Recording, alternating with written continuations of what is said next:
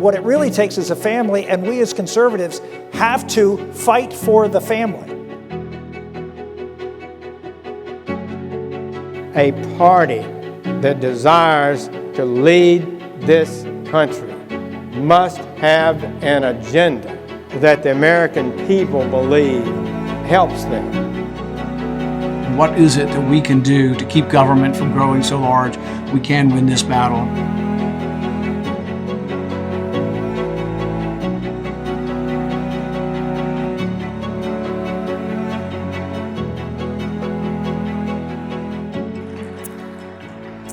Please join me in welcoming our first speaker, Samuel Gregg. Sam Gregg is perhaps one of the foremost experts in the conservative space discussing matters of political economy today. He is a distinguished fellow in political economy and senior research faculty at the American Institute of Economic Research. He has a DPhil in moral philosophy and political economy from Oxford University and an MA in political philosophy from the University of Melbourne. He has written and spoken extensively on questions of political economy, economic history, monetary theory and policy, and natural law. He is the author of 16 books, including The Commercial Society, William Ropke's Political Economy, and his most recent book, The Next American Economy, Nation, State, and Markets in an Uncertain World, and that will be out very shortly. Two of his books have been shortlisted for the Conservative Book of the Year Award, and his over 400 articles and opinion pieces have been translated into a variety of languages. He is a contributor to Law and Liberty, a fellow of the Royal Historical Society, an affiliate scholar at the Acton Institute, a fellow for the Center of Study of Law and Religion at Emory University, and a visiting scholar at the Heritage Foundation. Please join me in welcoming Dr. Samuel Gregg. Thanks, Johnny. Thank you. Well, thank you very much, Johnny, for that very kind introduction, and thank you to ISI for the invitation to speak today. It's a pleasure to be here. So I'd like to start by saying something obvious, what I hope is obvious. The fact that today's American economy faces some major challenges.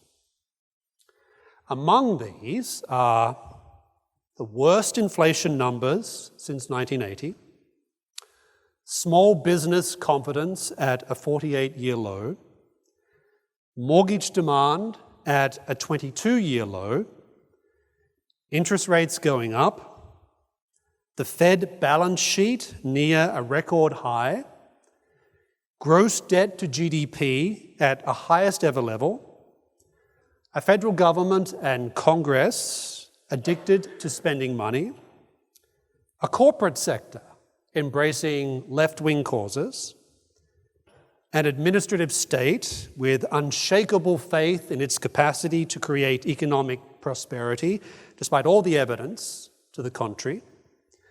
And to cap it off, we are likely in a recession, to which the federal government responds by trying to redefine what constitutes a recession. And those are just domestic challenges. There's the economic disruptions associated with the Ukraine war. But America also faces hard choices as China pursues an economic agenda that goes together with advancement of value propositions that are hostile to America's experiment in ordered liberty. Now, in a way, I think, the China question takes us to the heart of our challenges. On one level, it illustrates that economic policy can't be neatly dissected from domestic or international politics. Yet, it's also true that economic factors like incentives, self-interest, the signaling function of free prices, the reality of opportunity costs, the benefits of mutual exchange, etc., these are real things. They are, in a word, truths that anyone making decisions about economic policy ignores at their peril. So from this standpoint, the debate about the next American economy, which happens to be the title of my next book and will be out in all good bookstores on October 3rd, the debate isn't just about politics, foreign policy, or even economic policy. Ultimately, what I think it's about is political economy. So, l'économie politique is a term which acquired traction in the 18th century. It described three things. One was the new social science, which related subjects that we regard as belonging to economics, wealth, poverty, trade, etc., to topics like law and government. Second, political economy denoted the integration of moral philosophy with the powerful analytical tools outlined in books like The Wealth of Nations. Third, political economy concerned what Adam Smith called the science of the legislator. In short, the knowledge furnished by this integration of moral, political, and economic inquiry was to be used by governments to try and improve society. Political economy, in all three senses, I think, is the mindset we need to bring to America's economic future. Because choices about that future involve reflection on empirically verifiable economic logic and information. But the same reasoning isn't sufficient for policymakers to make economic decisions, because economic choices have normative and political dimensions. We truck and barter, as Smith said. Yet we also remain moral and political animals, and morality and politics extend, as Smith noted, beyond utility, beyond efficiency. Humans exist in numerous communities, families, schools, religious groups, towns, most of which are not economic in their nature or their ends. So today, I'm not going to elaborate on what I think the future American economy should look like in policy terms. You're welcome to look at various articles I've written on this subject, and in 2 months' time, my book will be out, which expands on some of these ideas. Instead, I'd like to spend some time outlining the approach to political economy of someone to whom modern American conservatives have always looked for guidance, and I believe should continue to look today. For understandable reasons, very few 18th century British statesmen have a statue in America. One who does is Edmund Burke. It is in fact here in DC on Massachusetts Avenue at 11th and L Streets. Burke's remembered for many things.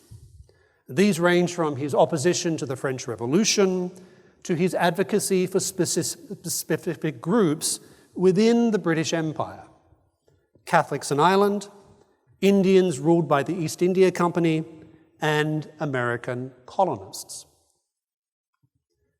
Thanks to figures like Russell Kirk and the German economist Wilhelm Röpke, Burke became one major lens through which modern American conservatism viewed philosophical issues, like the relationship between liberty and virtue, but also pressing political questions, like how to conceptualize the threat of the Soviet Union.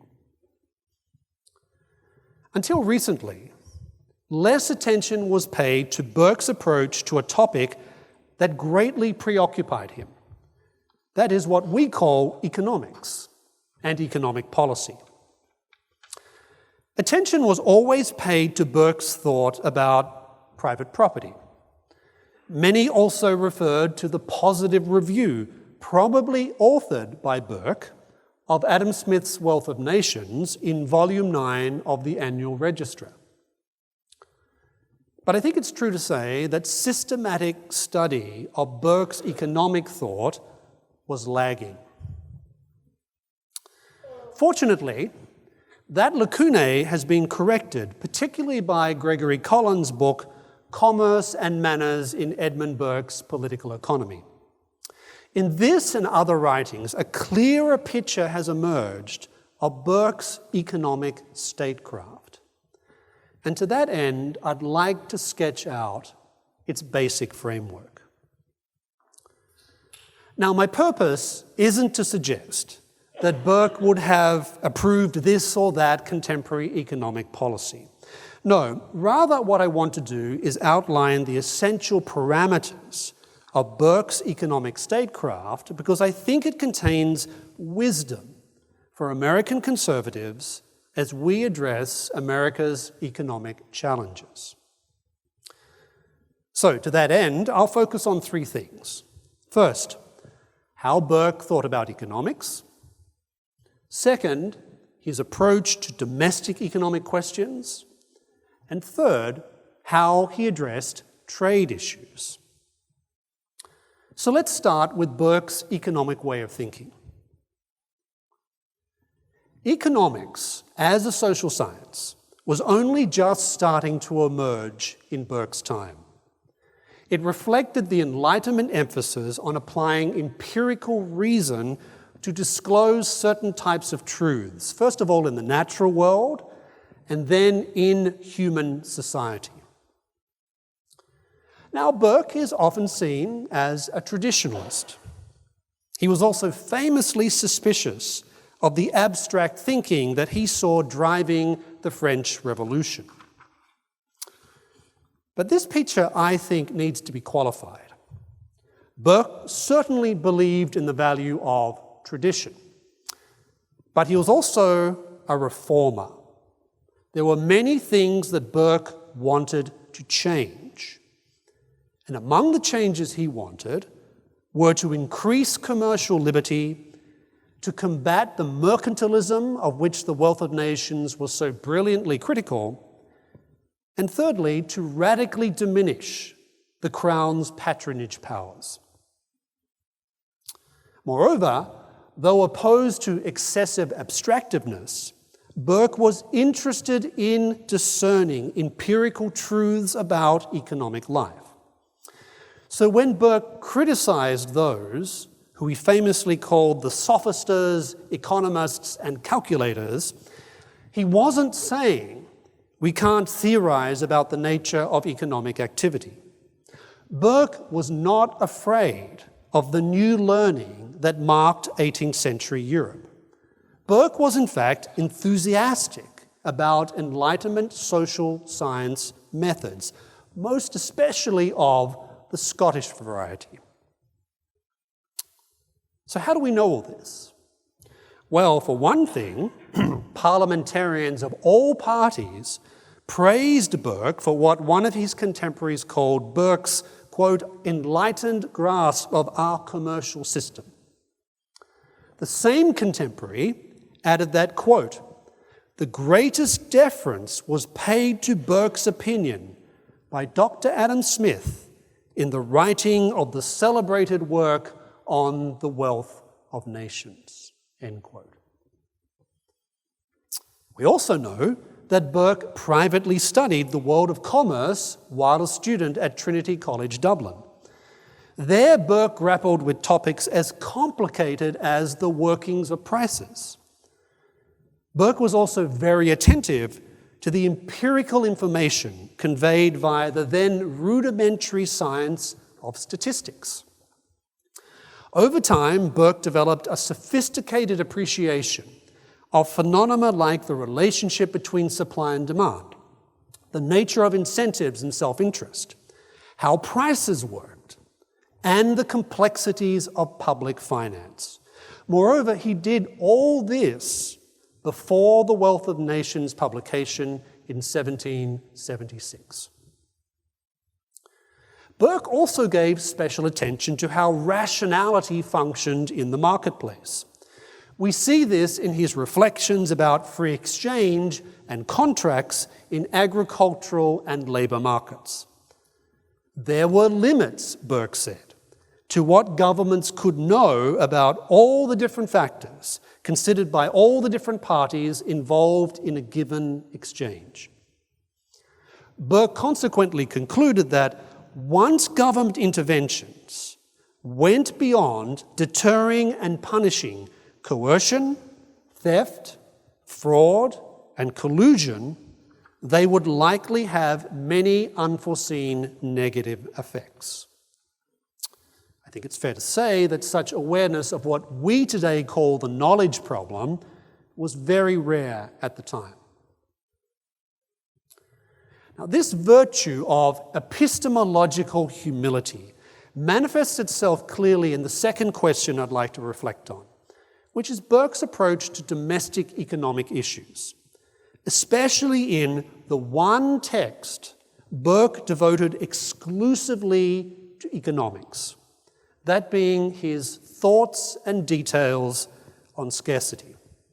In fact, I have here a first edition of the first public version of that document, printed in 1800. Now, this text was first penned in 1795 as a private memorandum to Prime Minister William Pitt.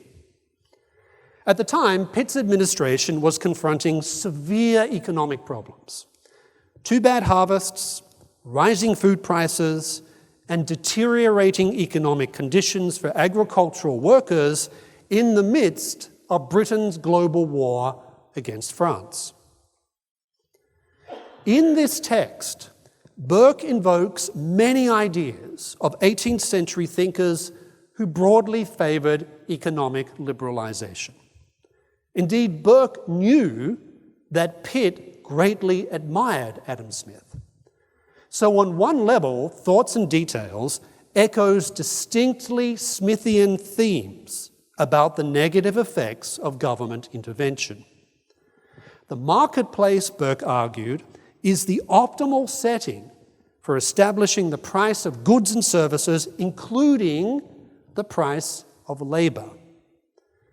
Government attempts to manipulate prices would, Burke argued, distort the supply and demand of goods, services, capital, and labor.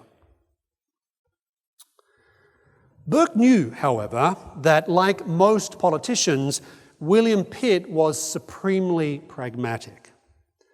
So Burke's Thoughts and Details alert Pitt to some common sense truths. Trying to determine agricultural wage levels from the top down, Burke stated, underestimated the sheer complexity of farming life.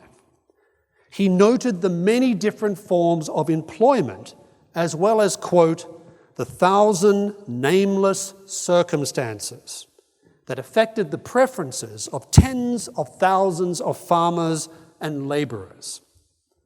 Far better, Burke thought, to leave such matters to what he called tact, T-A-C-T. By this, Burke meant people negotiating economic agreements with other people based on their own knowledge of their own particular skills and their own particular circumstances. Now, there's nothing abstract about this. Burke was simply using economic knowledge to underscore the limits to what governments can know. That, he believed, should make governments cautious about intervening directly into the economy. In Thoughts and Details, Burke added, governments which engaged in, quote, a kind of officious universal interference in the economy, quote, ended always in contemptible imbecility, end quote. So let's shift focus now to the third aspect of Burke's economic statecraft I'd like to discuss. There's a long-standing debate as to how closely Burke's view of international trade mirrored his approach to domestic policy. Some argue that Burke began as a mild mercantilist who gradually embraced free trade positions. Others regard Burke as a free trader from the beginning. Now, economic reasoning is obviously integral to any coherent approach to trade policy. But international trade is an area in which governments especially find themselves having to address many other non-economic factors. What, for example, are the consequences of trading with nations ruled by dictatorial or simply untrustworthy regimes? What implications does the government's responsibility for national security have for trade policy? Now, in Burke's case, 3 factors created specific complications that no late 18th century British statesman could ignore. The first was that Britain possessed an empire. Now, the economic assumptions underlying colonialization were, as Adam Smith, I think, illustrated, largely mercantilist in nature. Therefore, colonialism tended to exacerbate the problems associated with mercantilism. But that same empire had been acquired at considerable expense over several decades. This made it highly unlikely that any British government would consider voluntarily retrenching its imperial possessions. The second factor that Burke had to deal with was that the empire's economic and political arrangements differed significantly from place to place. The economic and political systems of the American colonies, which considered themselves linked to Britain by a common language, history, religion, and allegiance to the monarch, were different, for example, to the Indian possessions controlled by that most mercantilist of outfits, the British East India Company. Then there was the third factor. All British politicians knew that other European powers, most notably France, had foreign policy ambitions. Ambitions that, if realized, would diminish Britain's global influence, but more importantly, its ability to maintain a balance of power in Europe. So, given that context, what was Burke's approach to trade? Well, I think the picture which emerges is twofold. First, Burke was a gradual trade liberalizer, gradualist in trade liberalization. That was the goal, but he proceeded gradually. Second, Burke was deeply attuned to the political realities he had to navigate if he wanted to promote economic liberty. So together, I think these two factors add up to Burke seeking to gradually advance trade liberalization while being very conscious of the imperfect circumstances in which he, like every other political actor in history, found himself. So one example of Burke's economic statecraft vis-à-vis trade concerns his involvement in the drafting and the passing of the 1766 Free Ports Act. Here we see Burke working to shift Britain towards more commercial liberty internationally, but in ways that were cognizant of political facts. Free ports were rare in the 18th century. Basically, they amounted to a special customs area in which tariffs were low, but equally importantly, applied equally to everyone, regardless of a merchant's national origins. Now, this was not the norm at the time. The Free Ports Act created 6 free trade ports in the British Caribbean. It lowered the scale of trade regulation between Britain's Caribbean and North American possessions, but also between British, French, Dutch, and Spanish West Indian possessions. The Act thus marked, as was noted at the time, Britain's first major break with the mercantilist status quo. Burke invested considerable time in designing and selling this Act. That involved extensive consultations with merchants. Such consultations were not common practice. Indeed, Burke was criticized at the time for soliciting the views of merchants.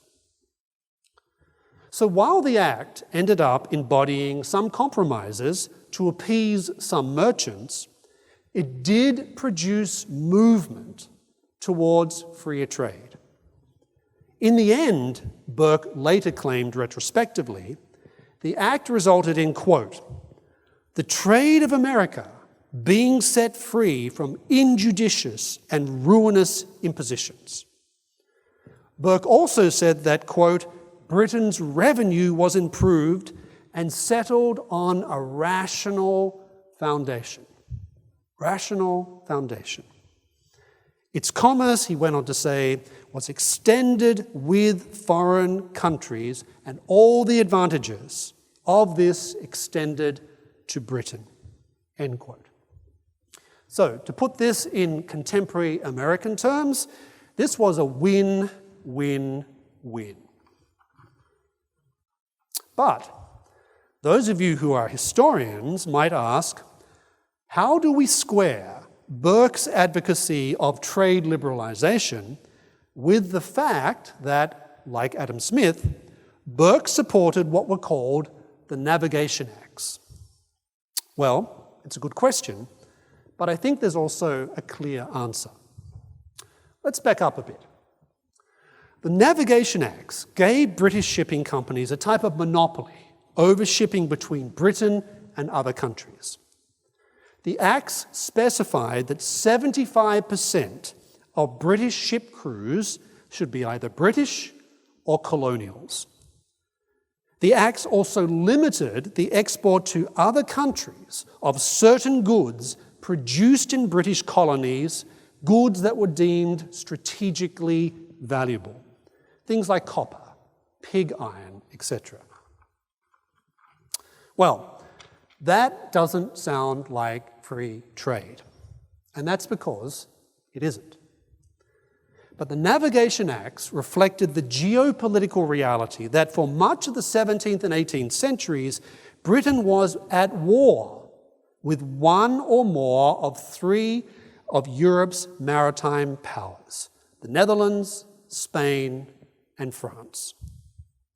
All three countries had large navies, and all three countries had the will to use them. Trade routes between Britain and the rest of the world were often attacked by Dutch, French, or Spanish ships. Defending trade routes necessitated Britain possessing British-owned ships and experienced British sailors to sail them during wartime. That was the objective of the Navigation Acts. So, Burke supported the Navigation Acts for the same reason that Adam Smith did. Remember, Smith wrote in Book 4 of The Wealth of Nations that, quote, "defense is of much more importance than opulence."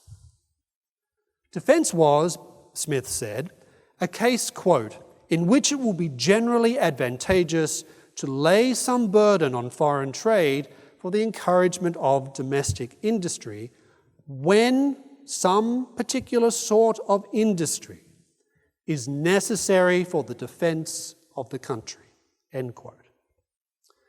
Those were the grounds on which Smith and Burke supported the Navigation Acts.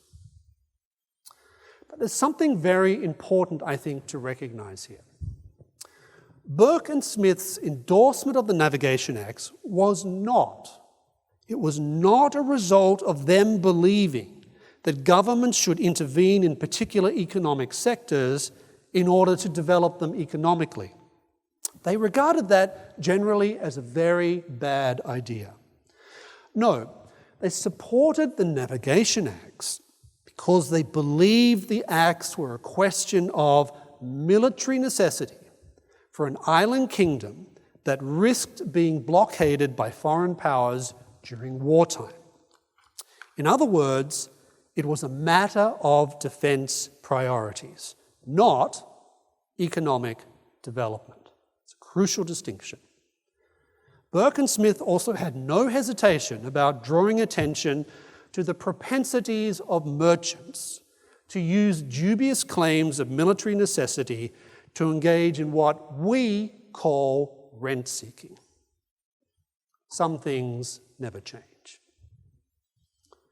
Moreover, Smith and Burke also believed that the trade restrictions associated with the Navigation Acts would eventually become economically, quote, oppressive and insupportable for the American colonies as their economic development accelerated.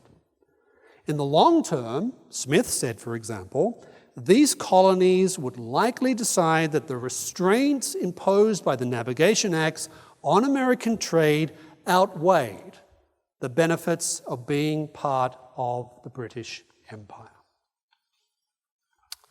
So, to summarize, I think Burke's economic statecraft combined 1, awareness of mercantilism's great flaws, 2, confidence in economic liberty's positive effects at home and abroad, 3, attention to the truths revealed by the emerging social science of economics, 4, consideration of political and military facts, and 5, a willingness to invest time in shifting opinion about economic matters in liberalizing directions which Burke believed would serve Britain's interests.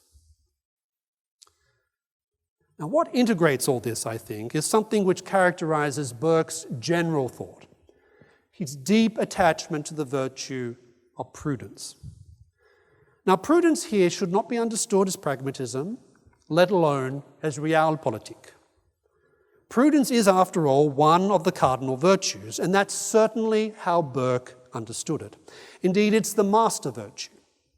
And classically defined, prudence means the habit of making good choices, guided by practical reasons, discernment of moral truths, as well as attention to empirical facts. It also means judgment in the use of resources, and it means attentiveness to risks and dangers. In Burke's economic statecraft, prudence manifested itself via his purposeful attempt to promote commercial liberty while knowing and navigating the domestic and geopolitical constraints of the time. That's not the position of an ideologue. It's not the position of someone peddling economic myths. And it's not the position of someone content simply to manage a mercantilist status quo and personally profit from it, like many legislators of Burke's time, but also of ours. So let me close by mentioning another dimension of Burke's economic statecraft that I think is worth emphasizing.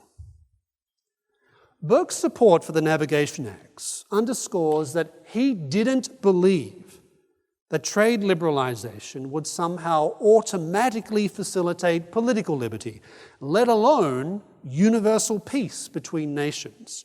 Neither, by the way, did Adam Smith. Now, Burke certainly regarded greater domestic and international economic liberty as essential for civilizational development. But it was not enough.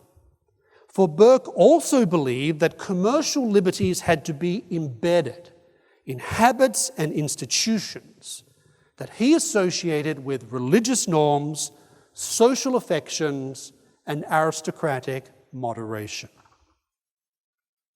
On one level, Burke believed that this implied wealthy people embracing the Jewish and Christian teaching that they had concrete responsibilities to the poor.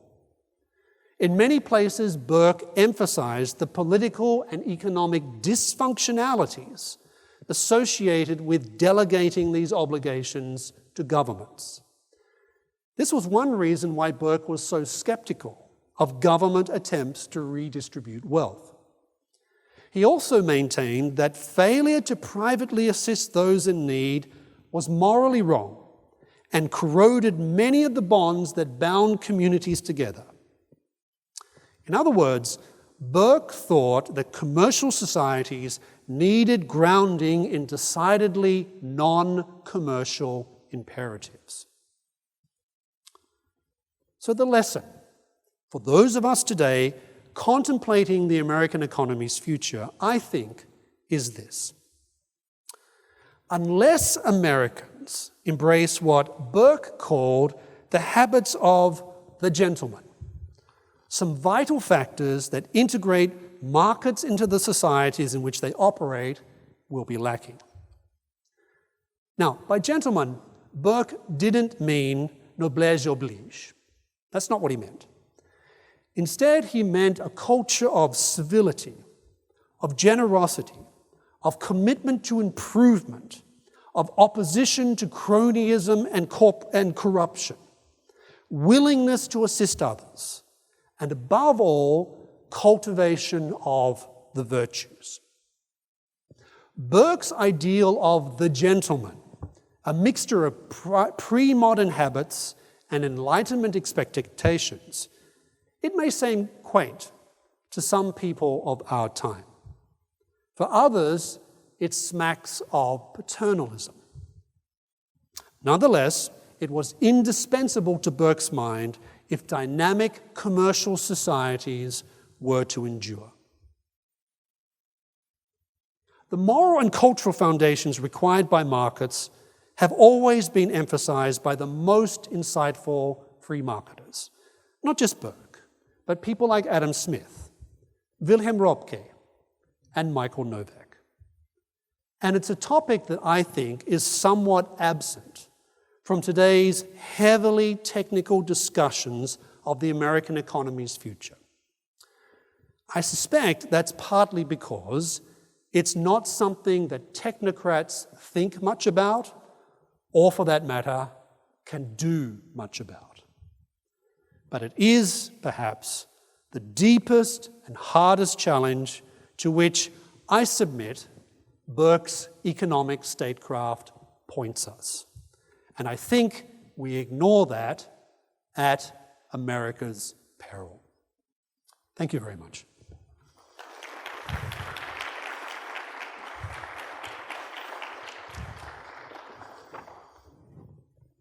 Well, thank you, Sam. I am Daniel McCarthy, Vice President at ISI and the editor of Modern Age, a quarterly journal that ISI publishes and which has been honored to feature Sam Gregg's byline. We're going to discuss for the next 20 minutes or so some of the ideas that Sam has brought up in his remarks, as well as related topics, and also, I think, Sam's new book as well. I wanted to start out, however, by playing off some of the things you've just said. You emphasized, quite rightly, that Edmund Burke was a man who was very much in touch with the intellectual currents of his age, what is often called the Enlightenment, although sometimes people get perhaps an overdefined sense of what the Enlightenment means, that in fact, Burke was reading Adam Smith, he was reading David Hume, he was also reading Jean-Jacques Rousseau, and forming his opinions in a sort of dialectic fashion with and against these thinkers. But your remarks also, however, touched upon the traditional side of Edmund Burke. And it seems to me that when Burke talked about the intrusion of government into economic relations, he was actually talking about an intrusion of government that was a novelty, that would have involved the government going to buyers and sellers and interfering in a traditional relationship that existed between buyers and sellers who had already been able to meet one another's needs spontaneously. So I wanted to ask you, to what extent is commercial society a facet of modernity, as many people might think, or to what extent is it something that is actually traditional and has roots going back much deeper in Western civilization? Well, thank you, Dan. That's a very good point, because there is a tendency, I think, to associate the emergence of commercial society, which was a phrase that was extensively used by many of the Enlightenment thinkers that you just mentioned. Adam Smith used this phrase extensively. David Hume used this phrase extensively. And in many respects, what they were referring to was this idea popularized, I should say, by people like Adam Ferguson, another Scottish Enlightenment thinker, who saw society as moving from a very primitive stage to feudalism, to agriculture, towards commercial society. And there's some truth to that. There's a type of economic logic that flows from that. But at the same time, it's not the case that commercial society has suddenly just emerged in 1750 out of nowhere, ex nihilo. I think if you go back to the history of the Middle Ages, for example, you find lots of examples of dynamic commercial societies. A good example would be a city like 14th century Florence. Or if you go to a place like Venice, or if you go to Flanders, what's today, of course, modern Belgium, or if you go to southern England at these periods of time, you found societies in which there was obviously a lot of agriculture, in which there was a great deal of feudal social structure and substructure still permeating the society. But you find banking, you find the development of modern accounting devices like double-entry bookkeeping, you find trade routes within countries, but also between countries developing quite extensively.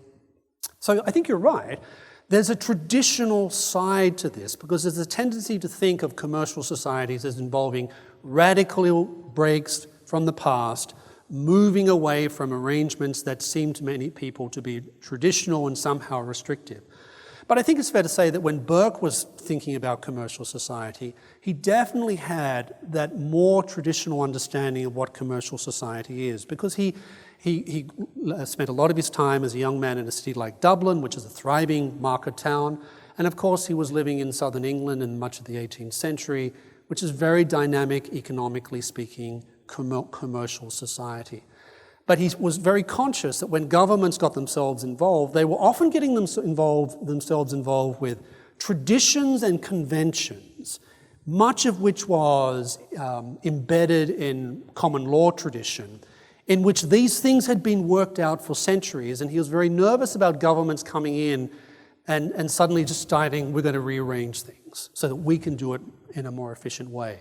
So that's one of the reasons I think he says, especially in his thoughts and details, he says once governments get beyond preventing negative things, theft, corruption, etc., they usually start to mess things up because they do disrupt this ecosystem to which he thought was very important for the functioning of commercial societies and which went back a long way before the Enlightenment.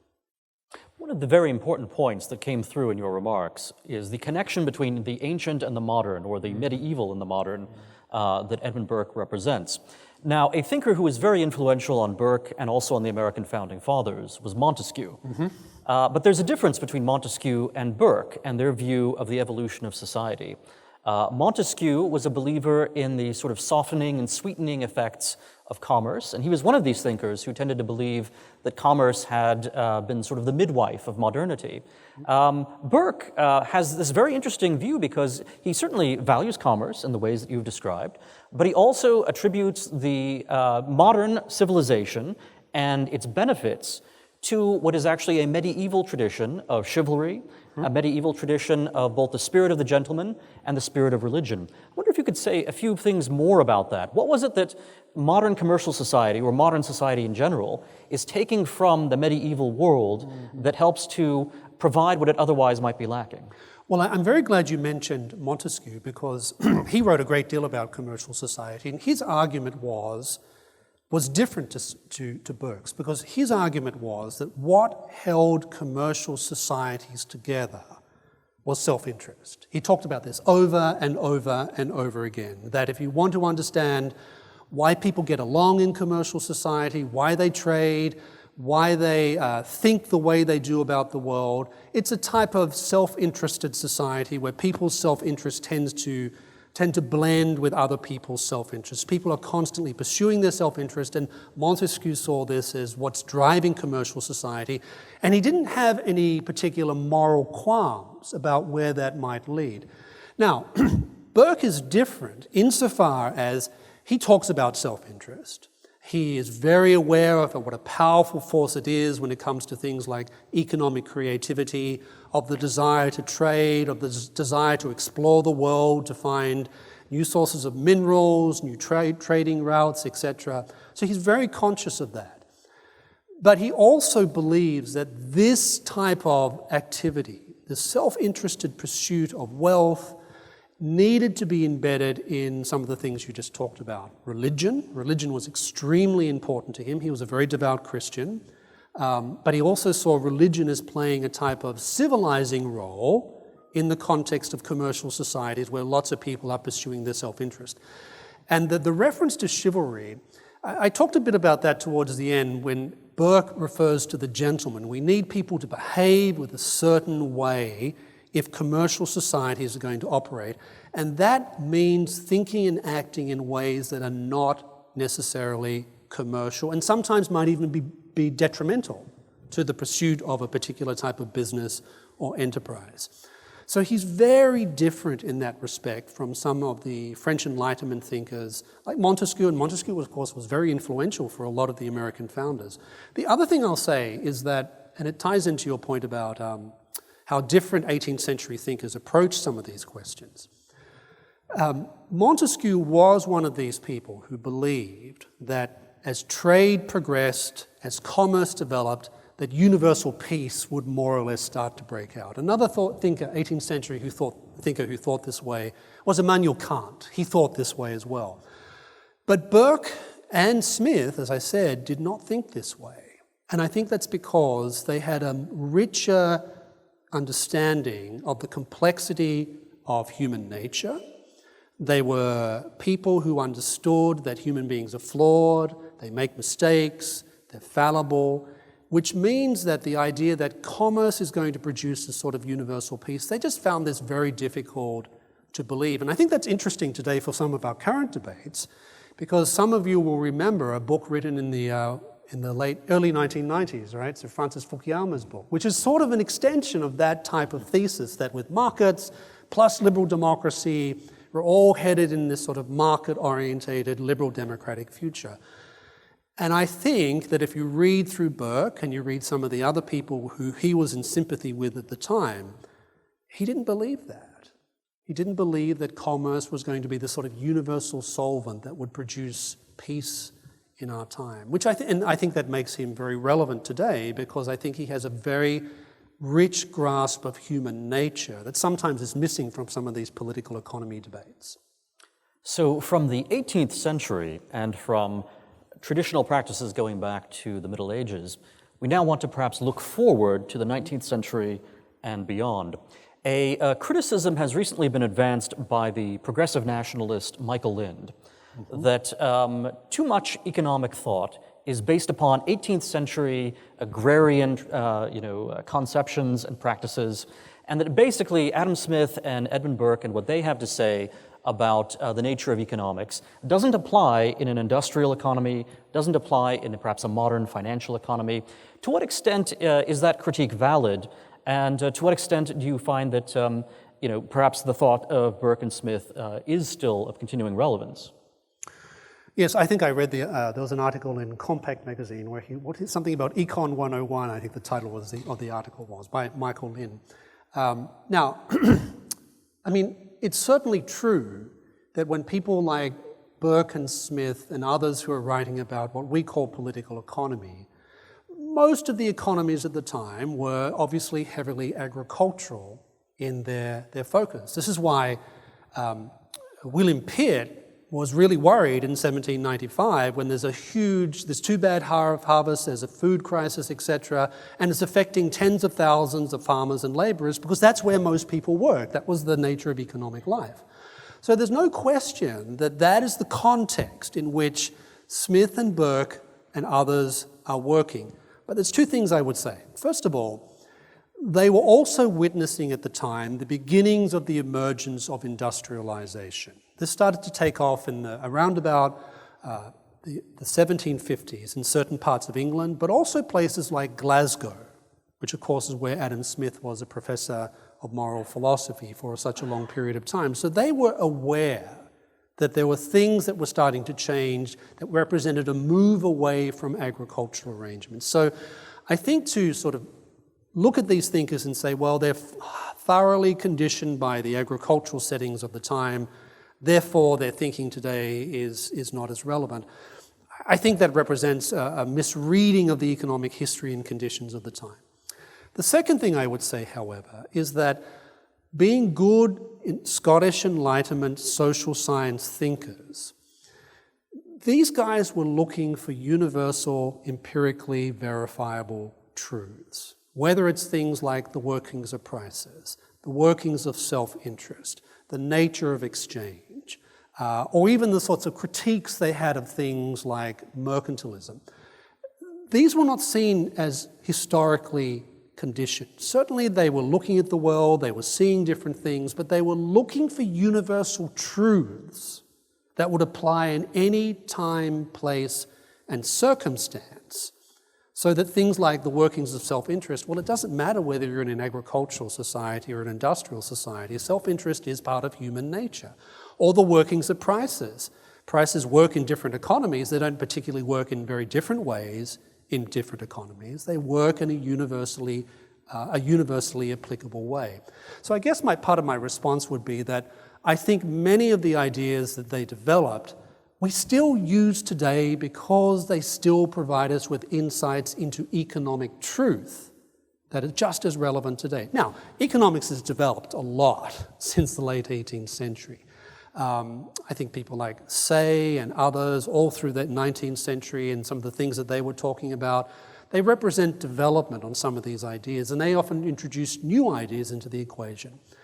But I think this argument that somehow these thinkers are somehow fatally compromised in their ability to offer us insights in today, I think represents this is a misrepresentation of the type of intellectual project that they were involved in.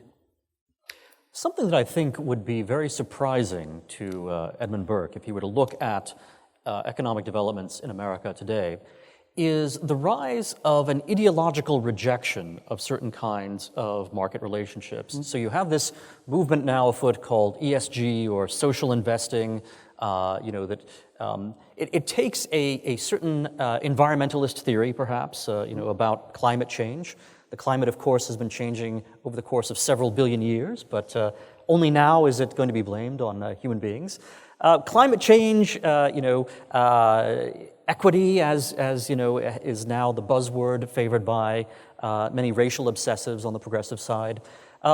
These ideological concerns now seem to be trumping basic sort of prudential and just market-guided economic decisions. What is driving that? And is this an eclipse of market, sort of logic by a new ideological superstructure?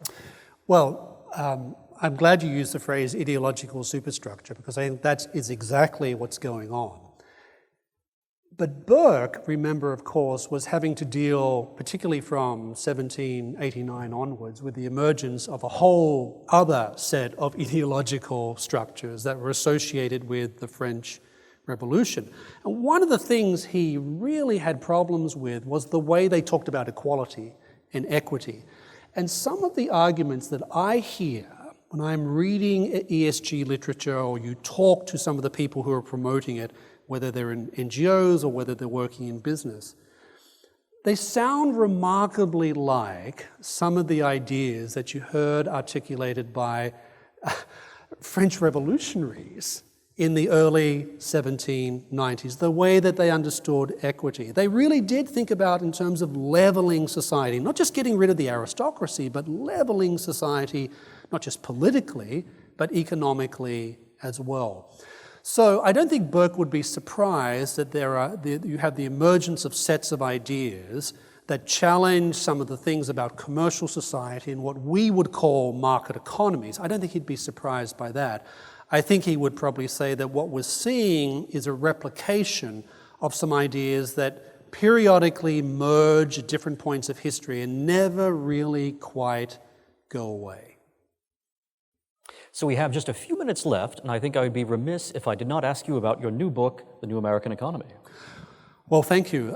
So the Next American Economy, it's Nation, State, and Markets in an Uncertain World, published by Encounter Books. So basically, it gets into many of the questions that Johnny Burke talked about right at the beginning, that there has been a shift, particularly among conservatives, in the way that they think about markets, trade, etc.